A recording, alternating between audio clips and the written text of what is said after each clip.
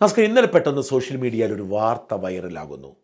ഞങ്ങളുടെയൊക്കെ തലമുറയിൽപ്പെട്ടവർ ആവേശത്തോടു കൂടി വാർത്ത പങ്കുവയ്ക്കുന്നു. മറ്റൊന്നുമല്ല, ഇന്ത്യ വിഷൻ ചാനൽ മടങ്ങി വരുന്നു. ആ വാർത്ത കേട്ട് ആളുകൾ ആവേശഭരിതരായി. കാരണം ഇന്ത്യ വിഷൻ അത്രമാത്രം ഗൃഹാതുരത്വമുണർത്തുന്ന ഒരു ഓർമ്മയാണ് വാർത്ത ഇഷ്ടപ്പെടുന്നവർക്ക്. ഒരുപക്ഷെ ഇന്ത്യ വിഷൻ്റെ തിരോധാനമാവാം ഇന്ന് നമ്മുടെ മാപ്രകൾ എന്ന് വിളിക്കുന്ന മാന്യതയില്ലാത്ത മാധ്യമപ്രവർത്തകരുടെ കൂത്തരങ്ങായി മാറിയ ചാനലുകളുടെ നെറികെട്ട സ്വഭാവത്തിന് കാരണമായത്. കേരളത്തിലെ ആദ്യത്തെ സ്വകാര്യ ചാനൽ ഏഷ്യാനെറ്റ് ആണെന്ന് എല്ലാവർക്കും അറിയാം. ഏഷ്യാനെറ്റ് തുടങ്ങിയിട്ട് 30 വർഷം പിന്നിട്ടു. എന്നാൽ ഏഷ്യാനെറ്റ് ഒരു എൻ്റർടൈൻമെൻറ്റ് ചാനലായിരുന്നു. അതിൽ വാർത്താ ബുള്ളറ്റിനുകൾ ഉണ്ടായിരുന്നു എന്ന് മാത്രം. സമ്പൂർണമായ ഒരു വാർത്താ ചാനൽ എന്ന സ്വപ്നം ആദ്യമായി സാധിക്കുന്നത് ഇന്ത്യ വിഷനിലൂടെയാണ്. 2000-ൽ ഇന്ത്യ വിഷൻ തുടങ്ങുമ്പോൾ മലയാളത്തിൽ ഒരു സമ്പൂർണ്ണ വാർത്താ ചാനൽ ഉണ്ടായിരുന്നില്ല. ഏഷ്യാനെറ്റിൽ നിന്ന് പുറത്തിറങ്ങിയ MV നികേഷ് കുമാർ എന്ന MV രാഘവന്റെ മകനെ ചീഫ് എഡിറ്ററാക്കി ഏറ്റവും പ്രസിദ്ധരായ മാധ്യമപ്രവർത്തകരെ ഉൾപ്പെടുത്തിയായിരുന്നു ഇന്ത്യ വിഷന് തുടക്കമിട്ടത്. ഇന്ത്യ വിഷൻ എന്ന ചാനൽ ഒരു മാതൃകയാവുന്നതും അത് വളർന്ന് പന്തലിക്കുന്നതും ഡോക്ടർ MK മുനീർ എന്ന മുസ്ലിം ലീഗ് നേതാവിൻ്റെ ഇച്ഛാശക്തിയും സത്യസന്ധതയും കൊണ്ട് മാത്രമാണ്. KMCC എന്ന മുസ്ലിം ലീഗിൻ്റെ പ്രവാസി സംഘടനയുടെ സാമ്പത്തിക സഹായത്തോടെയാണ് MK മുനീർ ചെയർമാനായി ഇന്ത്യ വിഷൻ ആരംഭിക്കുന്നത്. സത്യസന്ധമായ വാർത്ത എന്നതായിരുന്നു ഇന്ത്യ വിഷന്റെ മോട്ടോ.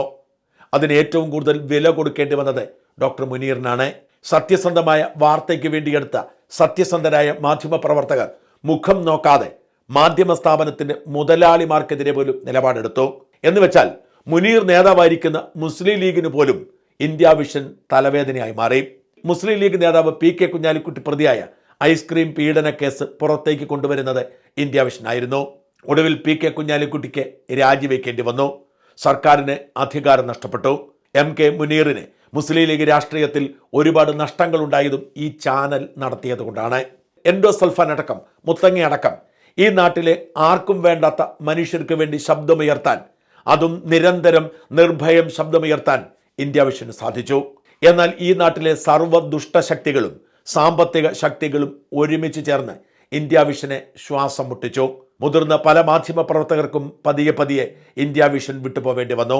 ഒടുവിൽ ചീഫ് എഡിറ്ററായിരുന്ന MV നികേഷ് കുമാർ റിപ്പോർട്ടർ എന്ന പേരിൽ സ്വന്തം ചാനൽ നടത്തി ഇറങ്ങിപ്പോവുകയും പിന്നീട് പകരം എക്സിക്യൂട്ടീവ് എഡിറ്ററായിരുന്ന MB ബഷീർ ചീഫ് എഡിറ്ററായി കുറച്ചുകാലം പ്രവർത്തിക്കുകയും ചെയ്തു. എന്നാൽ സാമ്പത്തിക പ്രതിസന്ധിയും ആഭ്യന്തര കലഹവും മൂലം 10 വർഷം മുമ്പ് 2015-ൽ ഇന്ത്യ വിഷന് താഴു വീണു. ഇന്ത്യ വിഷനിൽ പ്രവർത്തിച്ച മാധ്യമ പ്രവർത്തകരൊക്കെ ഇന്ന് മറ്റു മാധ്യമങ്ങളിൽ പ്രവർത്തിക്കുന്നു. എന്നാൽ ഭഗത് ചന്ദ്രശേഖരനെ പോലെ അന്നേറെ പ്രസിദ്ധി നേടിയിരുന്ന വാർത്താവതാരകനൊക്കെ അസ്തമിച്ചു പോയി.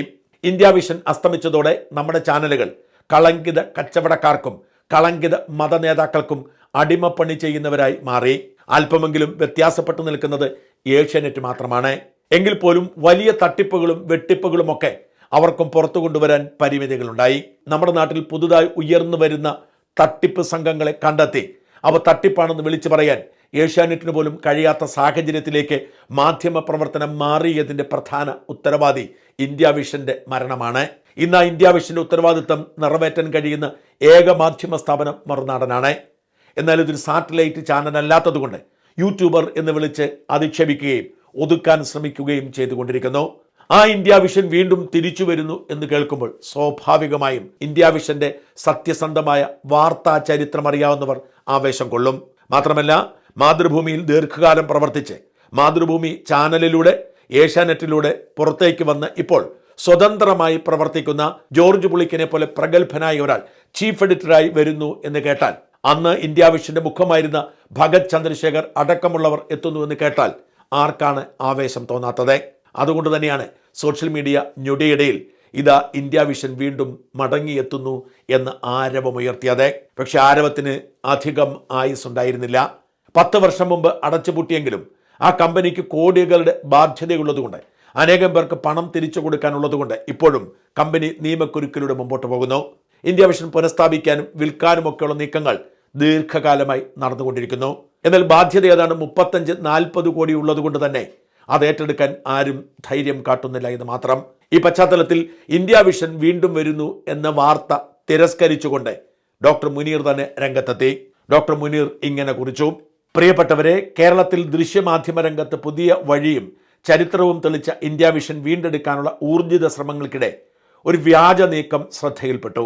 ഇന്ത്യ വിഷന്റെ പേരും സമാനമായ ലോഗോയും ഉപയോഗപ്പെടുത്തി പുതുതായി ആരംഭിച്ച മാധ്യമ സ്ഥാപനവുമായി ഇന്ത്യ വിഷന് യാതൊരു ബന്ധവുമില്ലെന്ന് അറിയിക്കുന്നു. ഈ നിയമലംഘനങ്ങൾക്കെതിരെ നടപടി സ്വീകരിക്കുമെന്നും മുന്നറിയിപ്പ് നൽകുന്നു. സാമൂഹ്യ മാധ്യമങ്ങളിലെ കള്ളപ്രചരണങ്ങളിൽ ജാഗ്രത പാലിക്കണമെന്ന് അഭ്യർത്ഥിക്കുന്നു. ഇങ്ങനെ പറഞ്ഞ് കൈയൊഴിയുകയാണ് MK മുനീർ. അപ്പോൾ എന്താണ് സംഭവിച്ചത്? ഞാൻ ഇതിൻ്റെ അണിയറ പ്രവർത്തകരോട് ചോദിച്ചു. ഇന്ത്യ വിഷന്റെ പേരും ലോഗോയും ഒക്കെ ഉപയോഗിച്ചുകൊണ്ട് പേരെടുക്കാൻ വേണ്ടി ശ്രമിക്കുന്ന ഒരു കൂട്ടരല്ല ഇതിന് പിന്നിലെന്ന് ഉത്തമ ബോധ്യമുണ്ട്. ജോർജ് പുളിക്കനും ഭഗത് ചന്ദ്രശേഖരനും മാത്രമല്ല, മനു സി കുമാറും വിനോദ് ബി നായരും സുനീഷ് വാരനതും MS അനിൽകുമാറും ഒക്കെ ഈ സംഘത്തിൽ ഉണ്ട് എന്നതുകൊണ്ട് തന്നെ അത്ര എളുപ്പത്തിൽ അത് തള്ളിക്കളയാൻ കഴിയുന്നതല്ല. ഞാൻ അവരോട് കാര്യം തിരക്കിയപ്പോൾ അവർ പറഞ്ഞു, ഞങ്ങൾ തുടങ്ങുന്ന മാധ്യമ സ്ഥാപനവും പൂട്ടിപ്പോയ ഇന്ത്യ വിഷനുമായി ഒരു ബന്ധവുമില്ല. അങ്ങനെ ബന്ധമുണ്ട് എന്ന് ആരോപിക്കുന്നത് തെറ്റാണ്. അതേ ലോഗോയല്ല ഉപയോഗിക്കുന്നത്. ഇന്ത്യ വിഷൻ എന്ന ലോഗോയ്ക്ക് കോപ്പിറൈറ്റ് ഉണ്ടാവാം, അത് ഞങ്ങളുടെ വിഷയമല്ല. ഇന്ത്യ വിഷൻ എന്ന പേരിൽ ഒരു വെബ്സൈറ്റ് രജിസ്റ്റർ ചെയ്ത് അത് റൺ ചെയ്യാൻ ആരുടെയും അനുമതിയുടെ ആവശ്യമില്ല. അതുകൊണ്ട് ഞങ്ങൾ ഇന്ത്യ വിഷൻ എന്ന പേരിൽ തുടങ്ങിയിരിക്കുന്നത് പഴയ ഇന്ത്യ വിഷനാണെന്ന് ഞങ്ങൾ പറഞ്ഞിട്ടില്ല. എന്നാൽ പഴയ ഇന്ത്യ വിഷനിൽ പണിയെടുത്തവരായതുകൊണ്ട് തന്നെ അതിൽ നിലച്ചുപോയ പരിപാടികൾ പുനഃസ്ഥാപിക്കാൻ ആഗ്രഹമുണ്ട്. ആ പരിപാടികൾക്കൊന്നും തന്നെ ആരും കോപ്പിറൈറ്റും ട്രേഡ് മാർക്കും എടുത്തിട്ടില്ല. പഴയ ഇന്ത്യ വിഷനിലുണ്ടായിരുന്ന പരിപാടികൾ അതേ രീതിയിൽ പുനഃസ്ഥാപിക്കുക തന്നെയാണ് ഞങ്ങളുടെ ലക്ഷ്യം. അത് ആരുടെയും അവകാശത്തിന് മേലുള്ള കടന്നുകയറ്റമല്ല. അത് ഈ സമൂഹത്തിലെ ജനമറിയാനുള്ള വിഷയങ്ങൾ കണ്ടെത്തി അവതരിപ്പിക്കാനുള്ള നീക്കമാണ്. ഈ വിശദീകരണത്തിന് മറുപടി കൊടുക്കാൻ MK മുനീറിനോ പഴയ ഇന്ത്യ വിഷൻ മാനേജ്മെന്റിനോ സാധിച്ചെന്ന് വരില്ല. കാരണം ഒരു തരത്തിലുള്ള കോപ്പിറൈറ്റും അവർ ലംഘിച്ചിട്ടില്ല.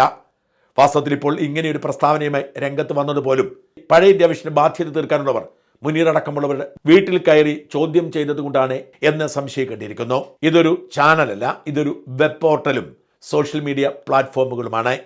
പഴയ ഇന്ത്യ വിഷനിലെ ഗൃഹാതിരുത്വം ഉയർത്തുന്ന പരിപാടികൾ പുനരാവിഷ്കരിക്കാനുള്ള നീക്കത്തിലാണ്. ഇവർക്കെതിരെ നിയമ പോരാട്ടവുമായി MK മുനീറിനും സംഘത്തിനും പോയാലും വിജയിക്കാൻ കഴിയുമോ എന്ന് കണ്ടറിയണം.